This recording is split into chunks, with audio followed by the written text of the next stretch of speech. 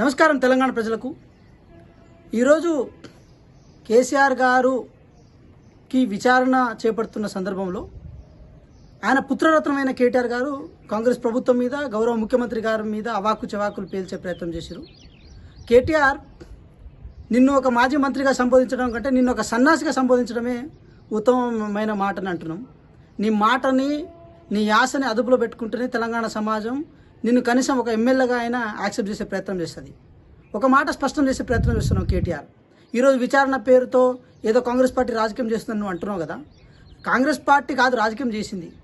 మీరు తెలంగాణ రాష్ట్ర సొమ్మును, తెలంగాణ రాష్ట్ర ఖజానాన్ని కొల్లగొట్టి మీ అవసరాల కోసం వాడుకున్న తర్వాత ఆ ఖజానాకి జవాబుదారిగా ఉన్నది కాంగ్రెస్ ప్రభుత్వం, కాంగ్రెస్ పార్టీ.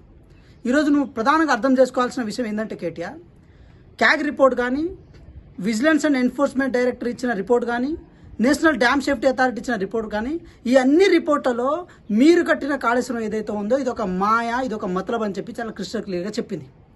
చెప్పిన తర్వాత మళ్ళీ మీరు దాన్ని కప్పిపుచ్చుకునే ప్రయత్నం చేస్తున్నారు. ఒక మాట చెప్పాలంటే మ్యాన్ మేడ్ డిజాస్టర్ అని చెప్పింది కాళేశ్వరం ప్రాజెక్ట్ని.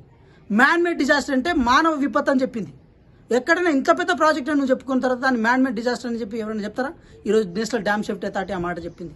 క్యాగ్ ఇచ్చిన రిపోర్ట్ ప్రకారము తెలంగాణ రాష్ట్రంలో ఏది మేము పెట్టుబడి పెట్టి కాళేశ్వరం పేరున రైతులకు మేము ఇస్తున్నాం అని చెప్పి ఏదైతే మాట ఉందో అది గాలి మాట అని చెప్పి స్పష్టం చేసింది. మీరు చెప్పిన గాలి మాట అని చెప్పింది.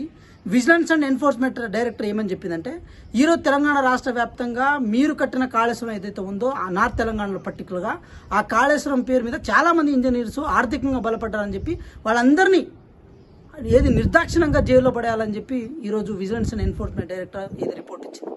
ఇవన్నీ రిపోర్ట్ను పరిగణ తీసుకొని ఘోష్ కమిషన్ ఏర్పాటు చేయడం జరిగింది.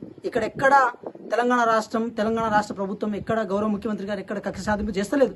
నీ అహంకారం, నీ బలుపు, నీకింకా నీ మదం దిగలేదు కేటీఆర్. నీకింకా అహంకారం దిగలేదు. అధికారం పోయినా కూడా చింత చచ్చినా పులుపు చావదన్నట్టు నీ అధికారం పోయినా కూడా నీ అహంకారం తగ్గలే. నీ మాటలో బలుపు, కనీసం ఒక గౌరవ ముఖ్యమంత్రి గారి పట్ల నువ్వు వాడుతున్న భాష కానీ, నీ ఆశ కానీ అంత తెలంగాణ సమాజం గర్వించదగ్గట్టు లేదు, తెలంగాణ సమాజం హర్షించదగ్గట్టు లేదు.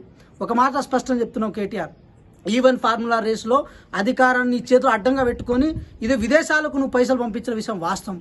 ఫోన్ ట్యాపింగ్ విషయంలో ఈరోజు సెలబ్రిటీలు కానీ, పెట్టుబడిదారులు కానీ, చాలామంది రియల్ ఎస్టేట్ వ్యాపారస్తులు కానీ వాళ్ళందరినీ భయపెట్టి పైసలు గుంజిన విషయం వాస్తవం. అదేవిధంగా కాళేశ్వరం విషయంలో కూడా మీరు కమిషన్లు తీసుకొని మరీ ప్రాజెక్ట్ని ఏర్పాటు చేసిన విషయం అయితే వాస్తవం.